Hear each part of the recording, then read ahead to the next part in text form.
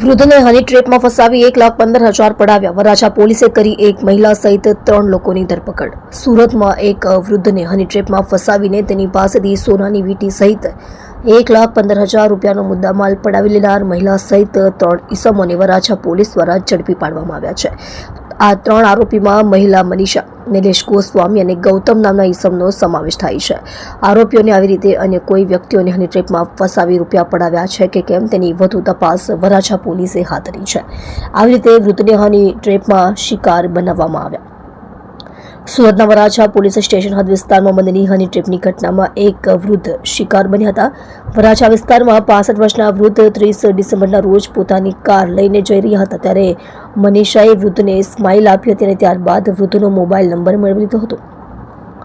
બંને વચ્ચે મિત્રતા બંધાયા બાદ મહિલાએ પોતાની પ્રેમજાળમાં આ વૃદ્ધને ફસાવ્યા હતા અને વરાછા વિસ્તારમાં વર્ષા સોસાયટીના મકાનમાં વૃદ્ધને બોલાવ્યા હતા. ત્યારબાદ મકાનના 3જા માળે લઈ જઈ વૃદ્ધ સાથે શરીર સંબંધ બાંધવાનું નાટક કર્યું હતું. વિડીયો ઉતારી વૃદ્ધને પૈસા આપવા માટે કહીને બ્લેકમેલ કર્યા.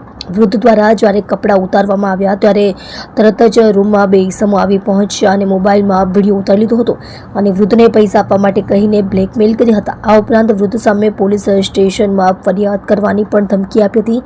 ધમકીથી ડરી જઈને વૃદ્ધ પાસેથી સોનાની 2 વીંટી અને રોકડ રૂપિયા સહિત 1,15,000 રૂપિયા પડાવી લીધા હતા.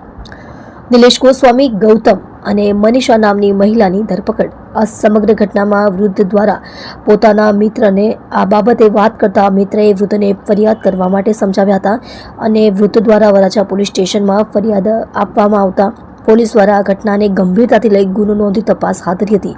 જ્યાં પોલીસે નિલેશ ગોસ્વામી, ગૌતમ અને મનીષા નામની મહિલાની ધરપકડ કરી હતી.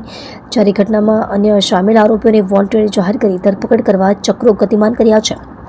પોલીસે આ મામલે વધુ તપાસ હાથ ધરી. મહત્વનું છે કે હની ટ્રેપની આ ઘટનામાં અન્ય 2 મહિલાઓની પણ સંડોવણી સામે આવી છે, જે હાલ પોલીસ પકડથી દૂર છે. આ ગેંગ દ્વારા આ રીતે કેટલા વ્યક્તિઓને પોતાની જાળમાં ફસાવી રૂપિયા પડાવ્યા છે તેની વધુ તપાસ વરાછા પોલીસ કરી રહી છે. હની ટ્રેપ કરતી આ ગેંગના ફરાર અન્ય આરોપીઓની ધરપકડ બાદ અન્ય ગુનો ઉકેલવાની શક્યતાઓ રહેલી છે.